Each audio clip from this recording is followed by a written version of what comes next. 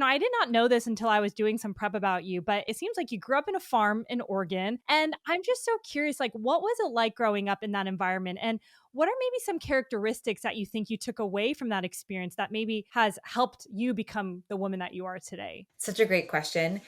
I always, qualify it was a not-for-profit farm. So it was just like I grew up on a lot of land with a lot of animals, like every animal you could ever imagine. But it taught me so many things. I think first and foremost, I had chores every single day since before I can remember.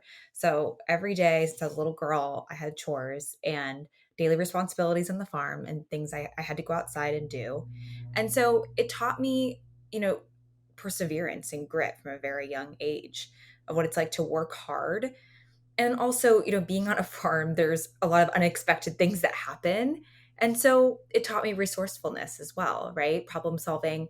But I think like there's sort of this intangible of just being out in nature that I love so dearly about my childhood that is so important to me of just, being with plants and animals and getting outside and being one with nature, a very Oregonian childhood. But I think that certainly like stuck with me throughout my life, right? Like I make an effort to get outside, to get, to be out in nature as much as possible. And so I think that is something that really has stuck with me. Yeah, I love that. I love that, growing up, you had chores, you learned the power of hard work and impact and Yeah. grit. And I know in entrepreneurship, which we'll get into, it's not really a straight path. So I'm sure you saw so many different things growing up. I'm kind of fast forwarding a little bit, but I'm just curious, I know you're here in Los Angeles. We are blessed to have access to hikes and whatnot, but how do you kind of bring that, that nature interest of yours in your life today? Because I'm sure running a business, it's not always Yeah. easy. So how do you break out and what do you do to kind of bring that in your life? It's one of the reasons why I wanted to move from New York City to LA too is and yeah, we're still in a city, that's still a reality, but I surf here, so I get I out to the love it. ocean. I do go for a lot of hikes actually quite often. It's not like the beautiful green forest of Oregon, but there's still lovely hikes. You're still out in nature. And so I do have hobbies and things like that. And then I think, the nature of my work as well. I'm constantly experimenting in the kitchen with different plants and, fun, exciting things from nature. That's part of what I do as a business. You're in the kitchen or the lab doing it. But I think there's something special about that too. And you're still kind of, gardening these things. I'm not like a huge gardener. I aspire to be a huge gardener, Yeah.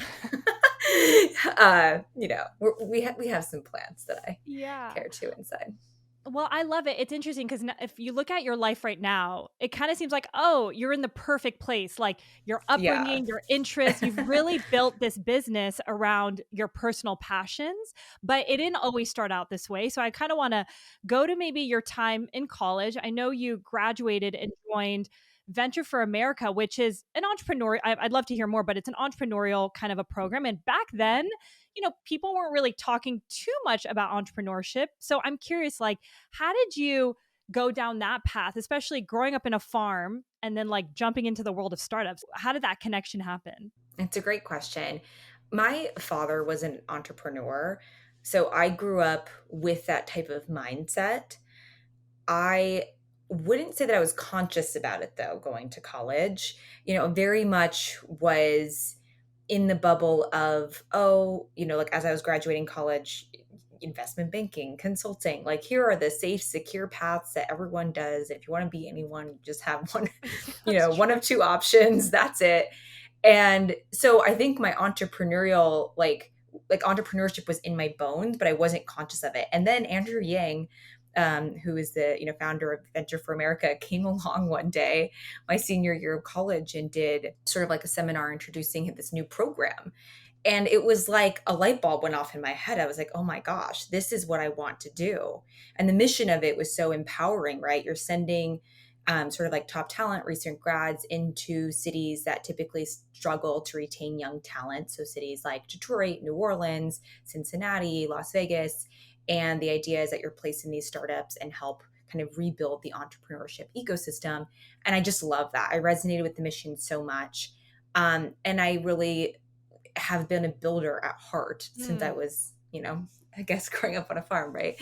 And so I think that type of mentality, it just, yeah, it sucked me in and ended up joining the program. And that was how I spent my first 2 years. I love it. That actually sounds fascinating. It's funny looking back at my college experience. I was a finance major and I remember taking one entrepreneurship class and it was my favorite class. I'm like, it just felt easy. It felt right. I was into it, but I did not go down that path for years. I was that person that wanted to be quote unquote somebody. So did the finance route. But I love this program. Like if I heard about it, it just sounds incredible. It's still around, I'm gussing, hopefully. It is, Venture for yes. I America. was the Okay. first class. So I was the pioneer of Really? that program, 2012. Feels like a long time ago now. And yeah, it's still going strong. New cities. Amazing. Very cool. Well, what an incredible experience. And I'm curious, going back to that time, you spent 2 years working at different startups.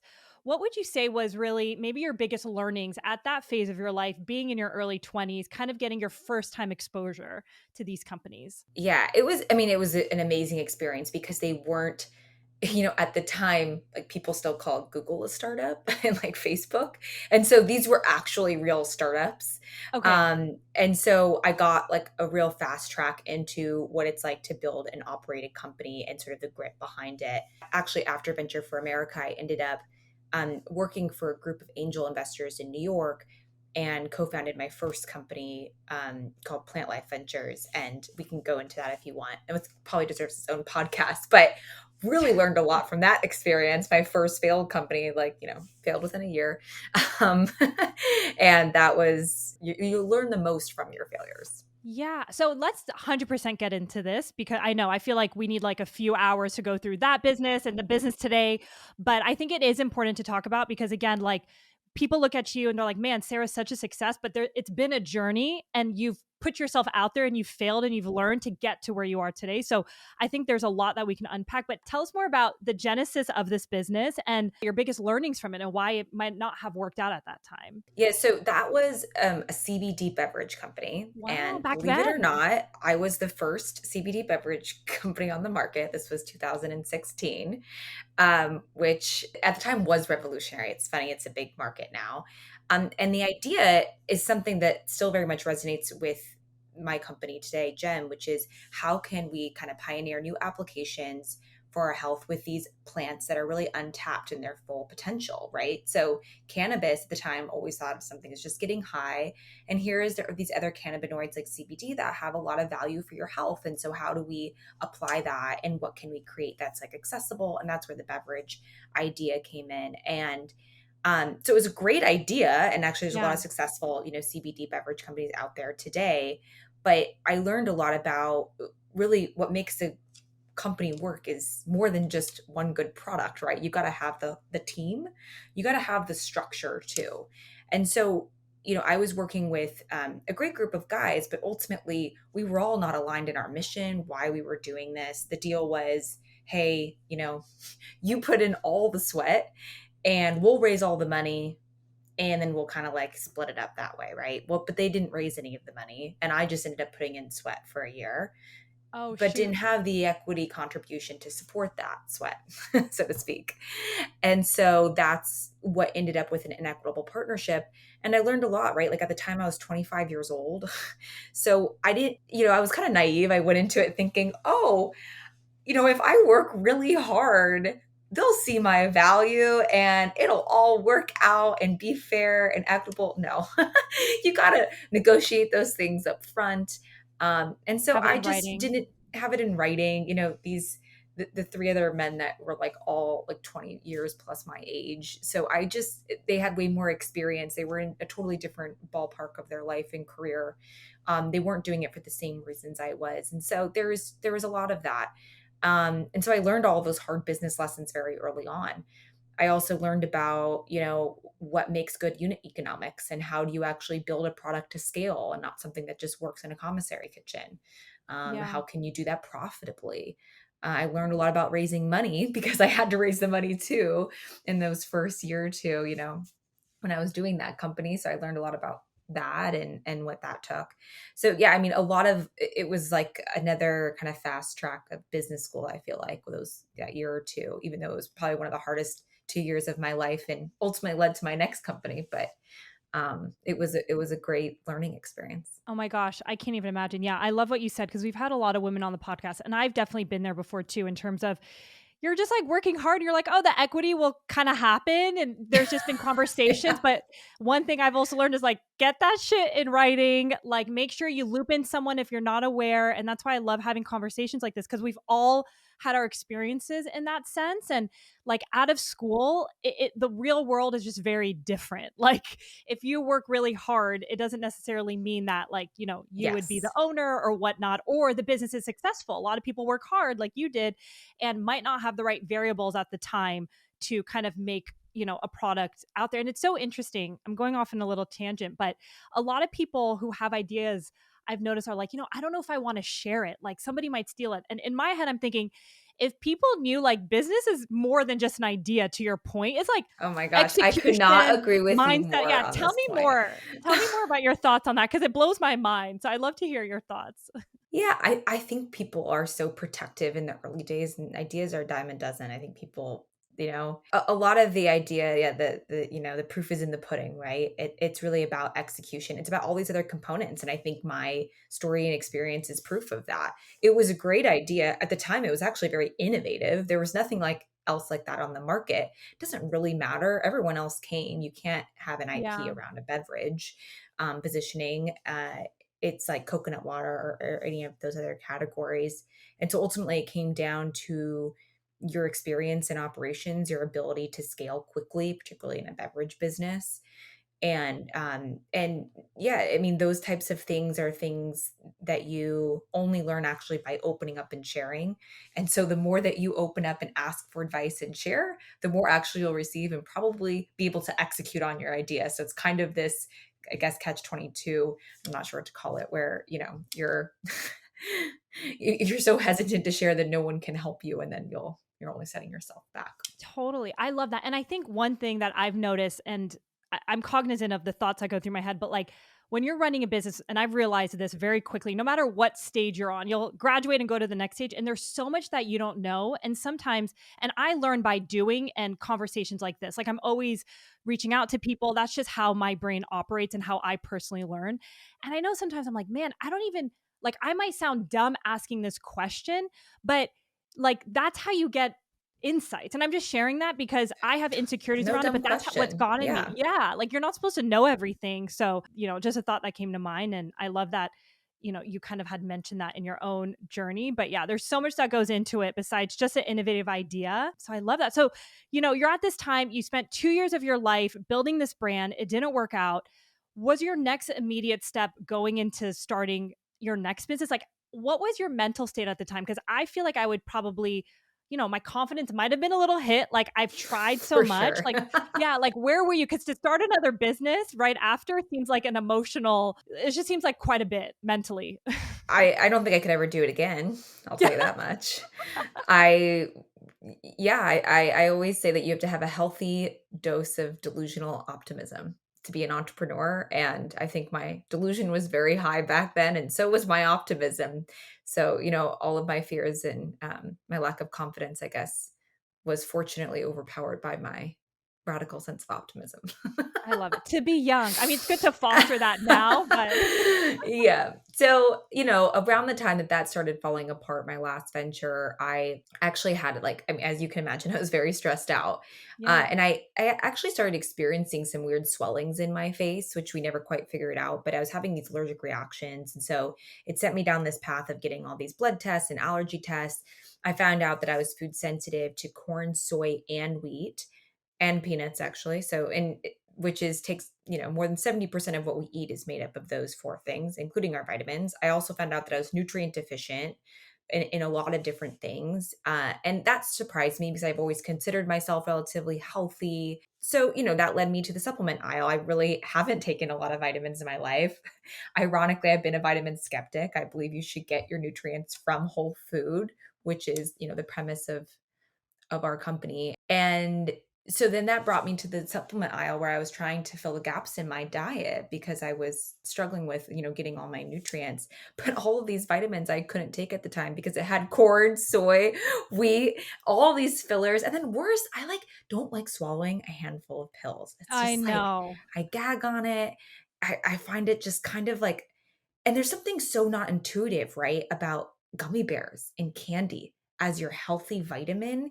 It just didn't make sense to me. And so I took it upon myself to make my own concoctions at home. I started making these smoothies. I got obsessed. Again, like I've always been obsessed with these different kind of new age plants, superfoods. And so things like algae, spirulina, I fell in love with. I started using them a lot in my smoothies. I felt amazing.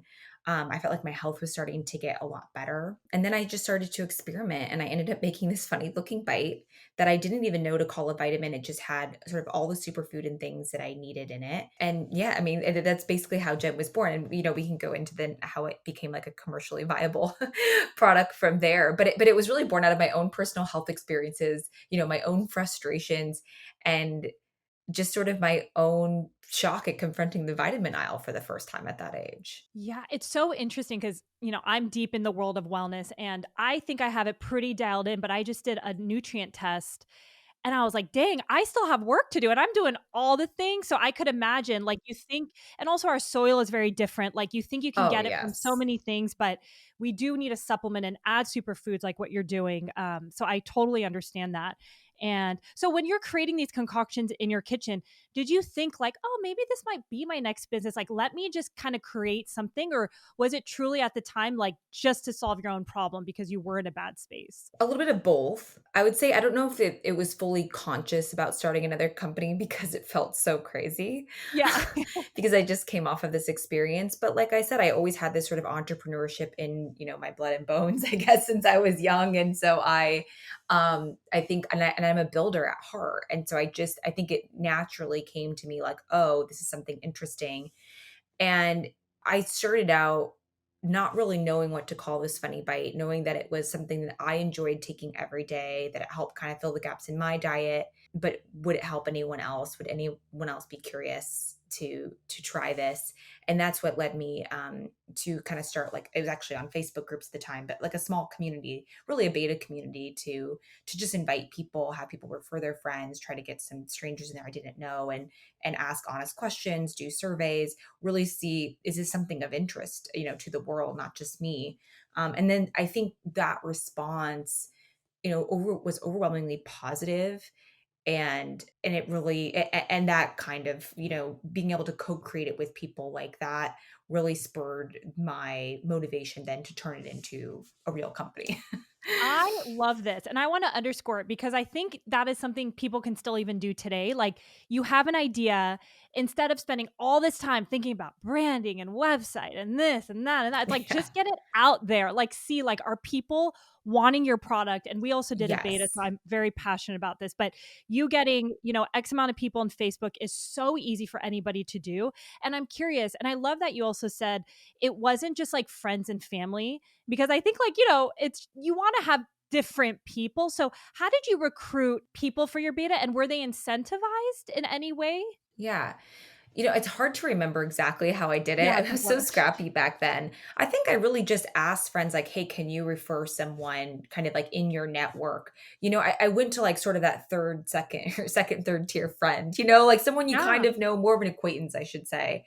And hey, can you refer acquaintance of yours or your mom or whoever? And so it kind of just started like that, just really word of mouth. I mean, it wasn't, so big. I think it was like less than 300. I kind of forget the number now. It's Yeah. definitely in other podcasts, so we Yes. could find it, but I think it was like less than 300 people.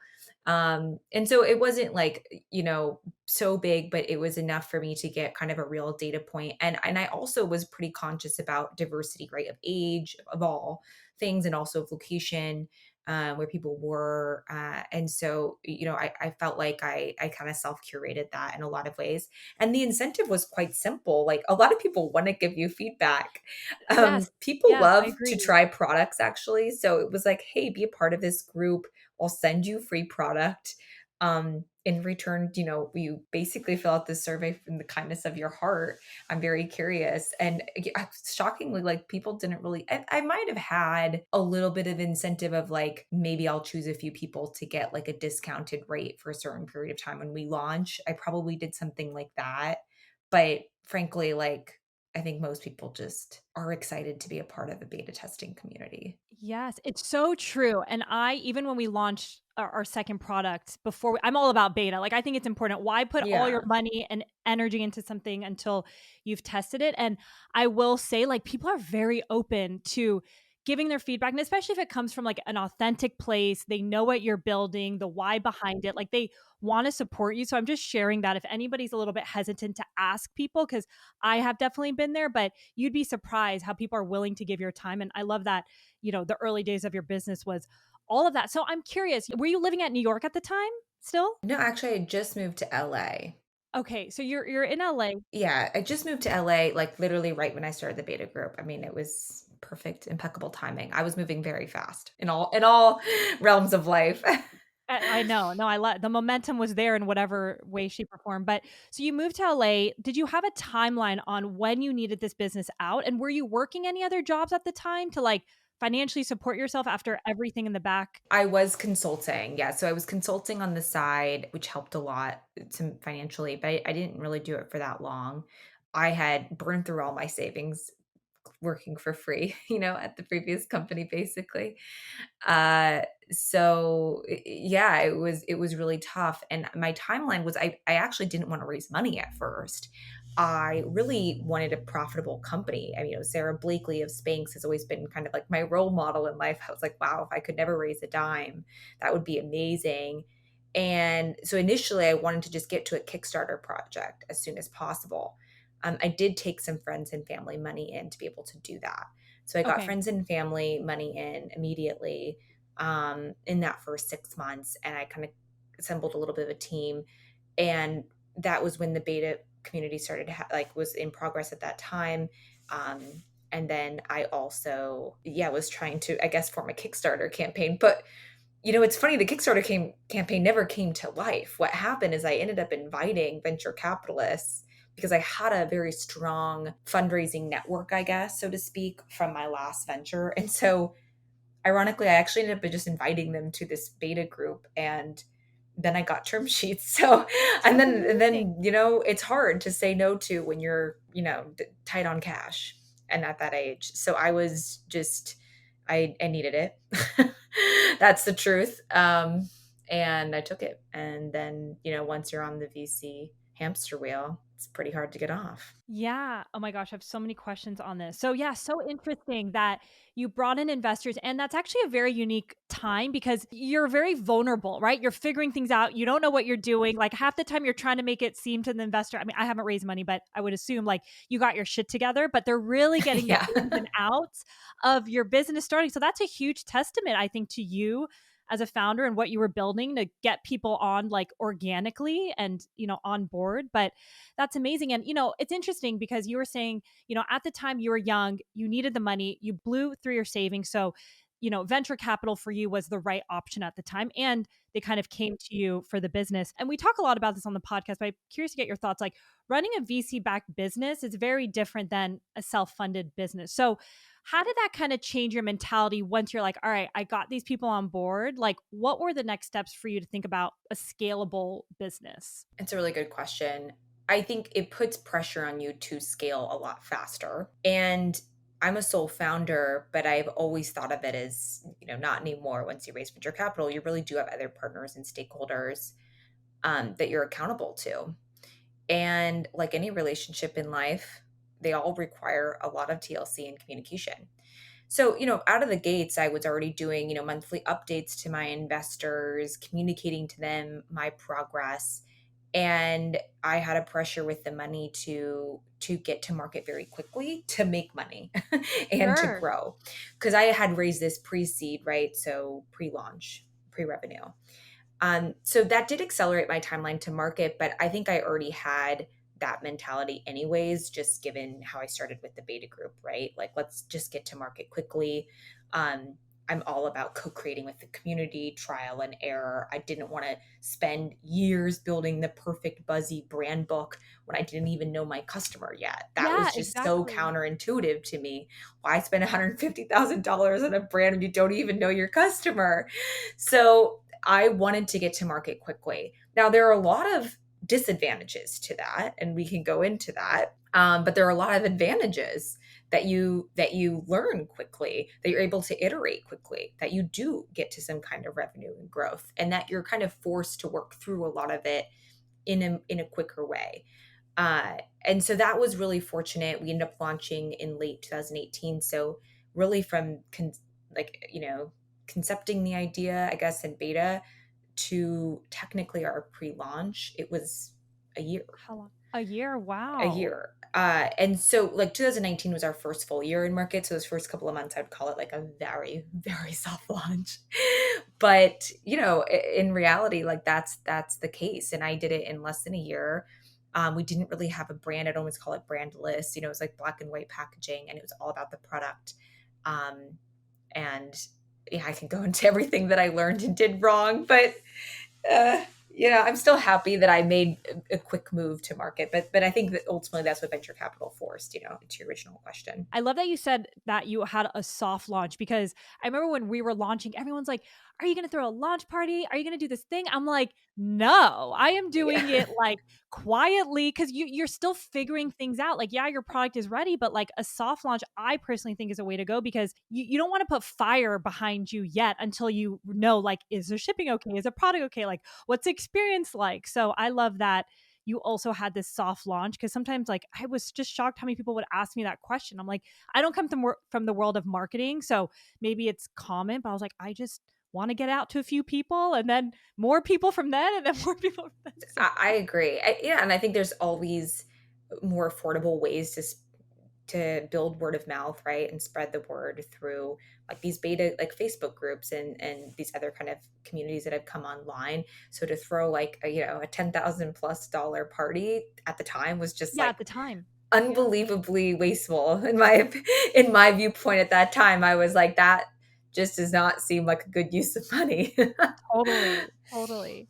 In the world of food, and I know creating anything that's like high potency and jam packing it in like into your gems is not easy to do. So you clearly went from creating it in your kitchen to then having to find a co-packer. Like how was that experience for you? Because I can't imagine it was easy to find the right person, but I'm so impressed by how quickly my guess is you found a co-packer and got it to market early on. Yeah, and I would credit my previous venture, right, with being able to identify how do I even look for a co-packer? What does that mean? What are the questions to ask? How do I identify scalability? And also during my time, I learned how to build a formulation to scale. So the whole time I was working in my kitchen with our formulators and with the scientific advisory board, we were constantly thinking about like how this could work at scale. I'm actually shocked at myself that I was able to find a co-packer so quickly. It usually takes 9 to 12 months. So, Yeah. I think I frankly, like that first year is such a blur to me. I'm surprised with myself. I'm looking back, but what's really beautiful about that time is like I didn't have any money. I didn't have any choice but to go through it. Like I was already in it. I already moved to the city. I had already like had this idea, and so that there is, no one else to help me but myself. And I think when you have that type of pressure and that type of like no alternative, you'll be surprised what you can show up and do. Ugh, amen. Basically, I don't have any recipe for being able to find a perfect co-packer, but I think really being very cognizant about unit economics and scalability when formulating is important. And there are ways to do that early on. So interesting what you said about like the first year you didn't have a lot of money, you had the pressure to get it out there. I truly believe like if you really put your mind behind something, like truly anything is possible. And it just shows from that first year of you figuring things out. Like there's Google, there's people asking questions. It's like you can figure out anything. And even with my team, I try to tell people that like half the time I don't even know what I'm doing. I'm just figuring it out, talking to people, and like we've come a long way. So I just want to share that because not all of us know the answer. And if you really want to get something done, think about one thing in your life, whether it's personal that you got done, like it is possible across the board in business. You just keep going and you have that grit and that pressure, I'm sure. I'm going off a tangent here, but I love sharing my ideas with people, going back to what we were originally talking, because it keeps me accountable. I'm like, I said I'm going to do a weekly podcast, for example. This is a side thing I do for Mhm. fun. Like, I've committed and I have showed up 3 years later because I put it out there, and it's like, I don't want to fail someone. So share, whether you have investors or That's sharing it with amazing. friends, like Mhm. it's good to have that accountability. So whatever way you can bring that in your life, I think is important. And that really That's a helped, I great think, point. like propel you, it seems like, for that first year. Cause you even look back at like, how the heck did I do it? Like, Yeah, no, and I think that's the benefit of venture capital money, right? It does hold you accountable in a lot of ways. I think a Kickstarter campaign or these types of funding routes can as well because you're still putting it out there in the world. But yeah, I mean, I admire what you do. You say something and then, here you are. do it. It's a good skill set to have. And I feel like any business, anyone, just like you say something and you get it done. It's such a amazing skill set, and so much can come from it. Like, you starting your business. So, you've created this I mean, I don't want to call it a multivitamin like replacement, like a superfood. There's so much education that goes into that, right? Like, people aren't used to eating something. I'm sure there requires a lot of trust to even like take that risk on you guys versus supplements that we're all so used to. So, how did you break through that barrier early on? Because you really had to educate the customer on this new way of doing something, which is not easy. Yeah, I actually think I overestimated how much I had to do that in the early days. That's the power of having such a unique form factor. We would just hold up the bite and say, your vitamin should look like this. I love it. And food as medicine is such a ancient kind of philosophy, right, in life where a lot of people would look at that and say, yeah, actually, that is how your vitamin should look. That makes a lot more sense than a shiny pink capsule or a sugary gummy bear. And so in a lot of ways, our form factor inherently in itself was able to push through that educational barrier, which was incredibly helpful. And then the other challenge that we had was actually in taste, Yeah. jamming a bunch of nutrients in one bite. It's really there's a reason why not a lot of people are doing this, actually no one besides us, because it's very hard to get taste right. That's why candy tastes amazing, right? And so for it not to be a candy without a lot of sugar, without a lot of fillers, and to have all those nutrients, it took us actually many years to get that right. And we're really proud now. We have a hero product that is our best tasting ever. But the first 2 years I had a very green product, I like to say. It was a very superfood forward health product that it's still the same product as today. It's just that we've improved on the taste, which was a really big challenge and took a long time. But that, was the next barrier. It's like people wanted it so badly. They believed in our ethos, but getting them to then taste it, have the courage to taste it was really challenging. And then trying to find a profile that could fit everyone's palate was also very challenging. But we got there Yeah. years later. Taste is no joke. I mean, and also it's very hard, especially if you want to do it clean. Like, we created this magnesium product and everything is clean, no fillers, whatnot. And I'm like, man, like, it is tough to push forward like clean formulas. Like, whether it's more expensive, it's not easy to do. Some people are like, I don't want to do it. So I can't imagine you creating all these superfoods in like one bite and trying to make it also taste good. Like, that's a whole complicated like Rubik's cube. So I can't even imagine. But what I find so interesting too is taste is so subjective, right? Like, some people might have really loved your first one. You knew at one point you were going to probably improve it, but how did you dial in the taste? Did you do another beta going into it? Like, how did you narrow down that option? Because I feel like, again, everybody has their own opinions on it sometimes. Exactly. And they still do. We tried many different things. The first thing we tried was just introducing new flavors. So we did have a few different flavors of the same formula that turned out challenging from more of a direct to consumer business standpoint of having too much optionality for your multi. If you have a multivitamin, you just want one choice. When we started presenting with too many flavors, it got overwhelming, confusing. It was also challenging from an operational standpoint to maintain the quality and integrity of all those different flavors. And So then we went back to the drawing board and kind of reformed the entire bite, including with the taste. So instead of trying to kind of fix something that was broken, we sort of started from the beginning. And through that process of reforming the bite, this was about 2 years in, we then did form another beta. This time we called it our customer advisory board. So we actually used the same Facebook community still lives on today, by the way, from that beta I love community. it. You can still join it today when you join Gem. And at the time we sourced, um, so all of them are customers who are on there, or at the time they were, and we sourced a customer advisory board of about 12 people. And their incentive to join was again just being kind of access to early product releases, to discounts, things like that.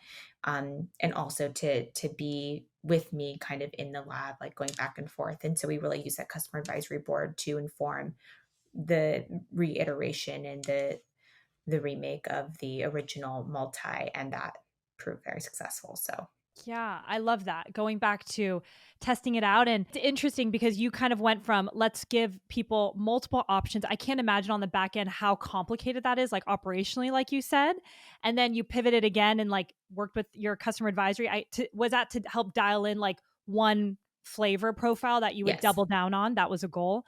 Okay, I love that. And I'm sharing that because you are testing as the company is growing, right? Like sometimes it's like, oh, I would be Yes. nervous about coming out with 3 different flavors, but sometimes you do and you're like, that didn't work. That made it complicated. Let's go back to basics. And you still survived through all of that. So I love it because people want that perfect answer. And sometimes it's you like going through the process to eventually come down to, thinking about a customer advisory board, thinking about one like flavor profile that would really be good to double down on. So I love just hearing the process behind the scenes. And, going back to you saying, which I love to hear, is that the marketing actually was pretty straightforward, right? Like people like food as medicine. It makes them question, like, why are we having these supplements? But how did you create the awareness? Was social really big for you guys? Or what really were those pillars that you pulled early on? Because as you mentioned, as a VC backed company, you need to have like traction very early on. So what really worked for you at that time? We certainly invested in our social channels at that time, and that included organic and paid. So we did start spending money. This was, pre-iOS rollout at the time. So our CACs were a lot more affordable back then. And so we did both paid and organic. And we built a pretty efficient, I would say, and somewhat profitable paid engine very early on, which helped because as you're able to feed that paid engine, that had kind of organic syndication effects, right, across the rest of the channels and other and the whole business. So and of course, like any word of mouth engine, the beta community and all the community development that we did, those referrals, all of that contributed to the early growth. Yeah, no, I love that. And I think starting very early on, you guys were always subscription, right?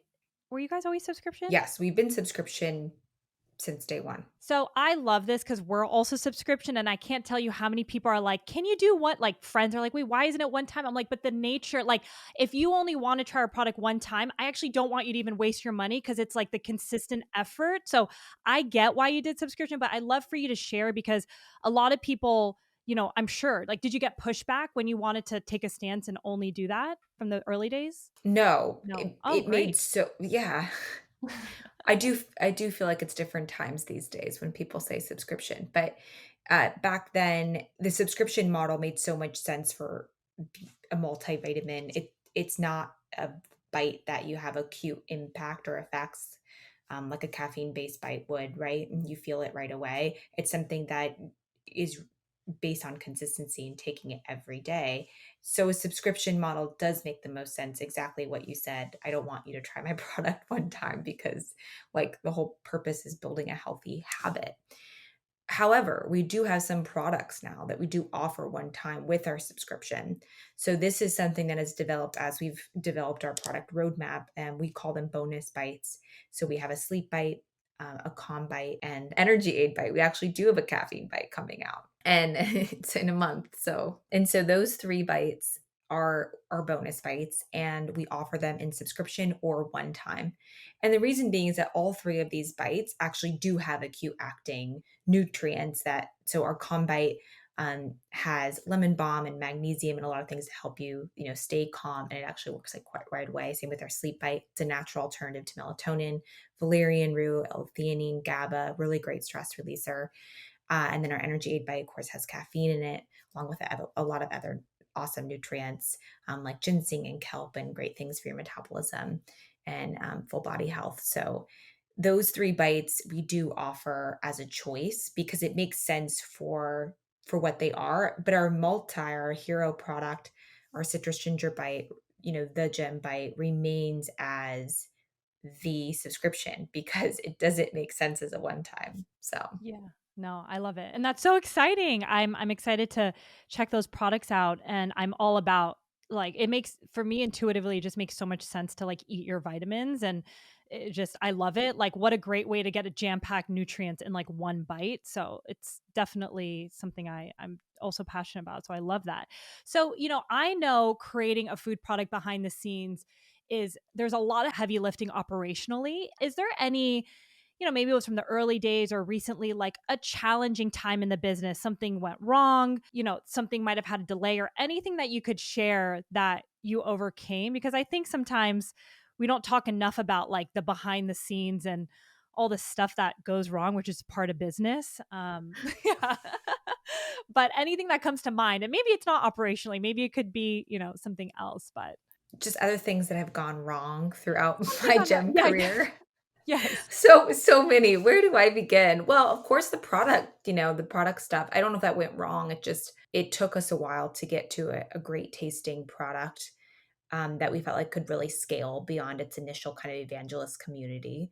So that was a huge challenge. And I've talked about this quite a bit, I think, in other podcasts, which is hiring. I think is a huge challenge that I was quite young and starting the company. I hadn't had a lot of experience at big companies myself or in recruitment. I actually had way more experience in fundraising. I could raise money way easier than I could hire someone. And that's just because I spent more time raising money than I spent time on hiring people. And I, often say if I could go back, I would flip that.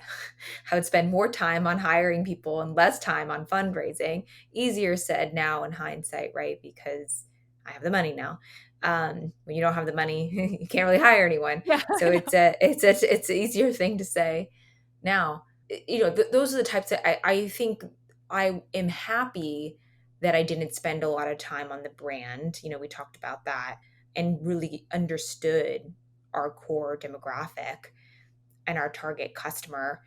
However, I wish I would have paused a year in once I figured out that core demographic. And pause is like a loose term. Like, I'm not sure what that would have looked like then, but it would have been helpful to then build a brand at that moment because I think I went a little bit too long in letting the brand go brandless, so to speak. And there is an importance to a brand, the emotional connection that you build, the way that you hook people into your mission. We were fortunate enough to have this really unique form factor that drew people in. I think I maybe relied on that a bit too long and got away with, delaying building the brand until much later. It didn't help that we had COVID and all these other Oh, things that yeah. happen at the same time. I mean, entrepreneurship just brings so many challenges. It's like so easy for me to sit here years later and say that, but like at the time, there were so many other external factors that were making all of those things challenging. I know, it's funny, and I try to share my own experiences because I'm someone that if I'm going through something tough with the business, I genuinely forget. Like the next, 2 days later, call me delusional. I don't know if it's like a coping mechanism. So I try to share on the podcast because sometimes I even forget, like, wait, what happened when we even launched? It wasn't that long ago. It was like 2.5 years ago. People ask me, I'm like, I don't even know. Let me like go back to a podcast and see what I was saying. So I know it's a big blur, but I'm curious, one thing that I've realized through my own journey is so much of like sustaining and being in business, and you've been in business for quite some time now, is making sure like your mindset is right. You know, you as a leader, you for your team, because as you've mentioned, like things are always going to come up. That's just part of the game. Like, how do you make sure that your mindset is right throughout it? Are there rituals that you do? Are there certain hobbies that you have? You know, I know you mentioned early on that kind of help you be like a well rounded person and not overthink certain things. Like, yeah, how do you nourish your mind, your own mindset? I love that question. I mean, the real answer is I don't know if I have any magic bullet to Magic? that. I know. I selfishly asked, I'm like, so what do you do behind the scenes? Like, That is a never-ending journey I am on, but I do have daily rituals that I do, and there are things that are important. Of course, you know, I wake up every morning as simple as, like, getting sleep, right? yes. Waking up every morning, having a glass of lemon water and my gem bite. Those simple things, nutrition, hydration, sleep, I make sure I actually have exercise. You know, I exercise every day. I like getting outside. I like moving. It's very natural to me. So I think getting some kind of movement in, the basics is what I always say. Like those are the most important. I think when your foundation falls apart, how do you nourish the rest? And it's really important that you have that foundation set. So I've been pretty religious about that since day one. Like people, I mean, particularly my bedtime, you know, a lot Oh, of my yes. friends know this. Like 9:30 rolls around, I'm like bedtime and off I go. I mean, that is like who I am. So I think keeping those things consistent is very important. But also, you know, social friendships, relationships, business is all one big relationship, but making sure that you maintain your core friends and invest in those, invest in healthy relationships. I'm more of a social being. That's always been important to me and helped kind of like stabilize my mindset. But I don't know if any of those things have ever helped me not overthink something. I know. You're always thinking, you know, like no, but I that really resonates a lot with me and I think I mean, I'm definitely the same person with sleep. Like that is so crucial to me. Like during the week my friends know like we're at dinner, I'm the first one that's like I got to go. I got to go. I got to get my sleep because that's just how I stay like mentally stable. And I love what you said about friendship because I have a lot of friends who are many years ahead of me in business who look back and they tell me like, gosh, I wish I invested in my friendships when I was running the business, like in the thick of it. Cause it's so easy to get lost and just be heads down and then it's another day and whatnot. But they have just shared with me and reflected upon like having relationships outside of work is just so core, like critical because we're so intertwined with our business as is. So I can see that being important. But no, I love all this stuff. I love going back to the basics. I always tell people that like they're like, "Well, what workout should I do?" And I'm like, "Can you just focus like let's just start with sleep. Are you sleeping enough? Are you drinking water? Are you having 3 meals a day?" And listen, I know all this and it's a struggle for me sometimes like did I drink enough water? Am I eating enough? So I love what you're saying. Sounds simple, but it truly is huge and can be so game changing. But I love this. And Sarah, I want to end on one last question that I love asking. It's a new thing that I've been asking all my guests, but what do you think people get wrong about entrepreneurship? Ooh. We talked a lot about many things. I think the through line of what we've talked about is the shiny ball aspect of entrepreneurship. I think a lot of people hear these stories of these wild exits and unicorns, and they think it was up and to the right in sub 2 years. I don't know, some crazy trajectory. And it's unrealistic, actually. If you peel back the layers of most of these successful company stories, you'll realize that they were in business way longer than you expected. They probably had four other products or companies before their time. And, you know, it's actually very rare to have this shiny ball, whatever we want to call it, sparkly entrepreneurship journey. That's just not the case. And so I think that there is a real, yeah, maybe reckoning humility in the journey that's so beautiful, but also something that a lot of people miss maybe when they think about entrepreneurship. And don't know if that's the most optimistic note to end on. No, but it's like the reality of it because I think, and it's interesting because sometimes I reflect back and I'm like, man, I wonder if I'm like painting a bad picture about entrepreneurship because I love to dig in on, you know, different people's stories, but I actually think it only benefits people because it sets you up for like the real expectations of what it takes. Because if you start and you think it's easy, like if it wasn't for me truly interviewing hundreds of women on their own journey, anytime I hit a hardship, I'm like, oh, this is part of it. Like it kind of keeps me going where I don't overthink it. So I think at the end of the day, hopefully it benefits people because it's not easy, but knowing that it's not easy for everyone, if it was easy, anybody would do it. I tell myself that like twice a day. Like, so no, these were all such good gems. I love it. But thank you, Sarah. It was such a joy having you here. You're amazing. I'm excited for our community to learn more about you, but thank you for being here. Thank you, Yasmin.